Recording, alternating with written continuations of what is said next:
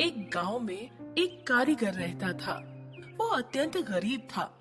उसके पास एक टूटा फूटा घर था और जमीन भी नहीं थी। वो बहुत मेहनत करता था, किंतु उसे इतने पैसे नहीं मिल पाते थे कि वो अच्छे से अपना घर चला सके। गरीबी से तंग आकर कारीगर ने सोचा कि ये गांव छोड़ दूं और किसी दूसरे शहर जाकर वहां नया काम धंधा शुरू करूं। कारीगर जब अपना गांव छोड़कर जंगल के रास्ते शहर जा रहा था, तब उसे रास्ते में एक बीमार ऊंटनी दिखी और ऊंटनी का एक छोटा सा बच्चा भी था जो ऊंटनी के आसपास घूम रहा था।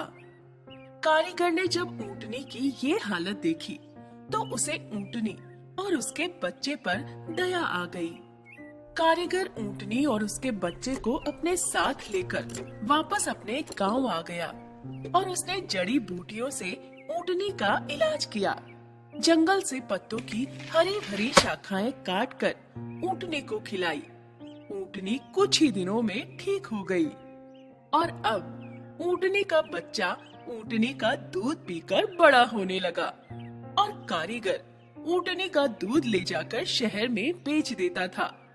धीरे धीरे ऊंटनी का बच्चा बड़ा हो गया।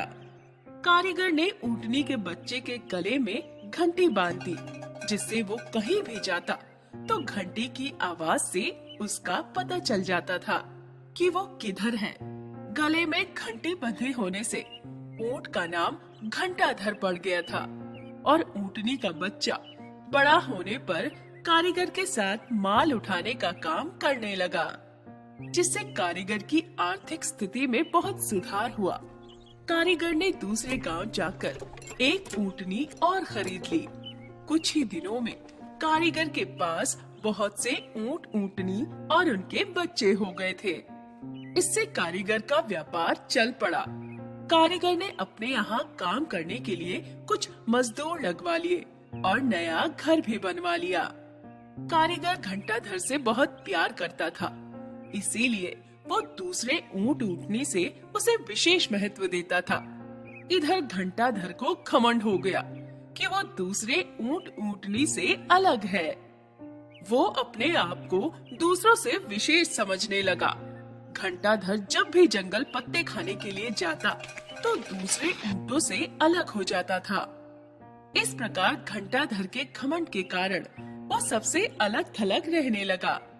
घंटाधर को दूसरे ऊंटों में से जो सबसे बड़ा ऊंट था वो बोला, भाई घंटाधर, ये घंटा उतार दे।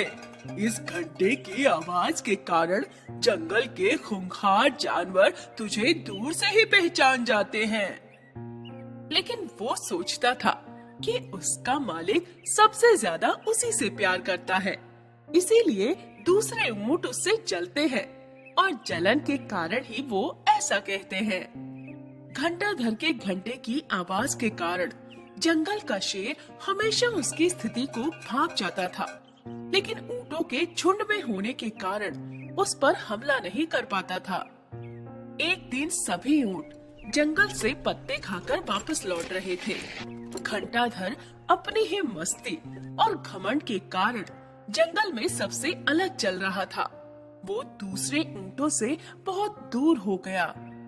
शेर ने घंटाधर के घंटे की आवाज से उसका पीछा किया और उसे अकेला पाकर उस पर हमला करके उसको मार दिया। इस प्रकार घंटाधर ऊंट अपने घमंड के कारण मारा गया।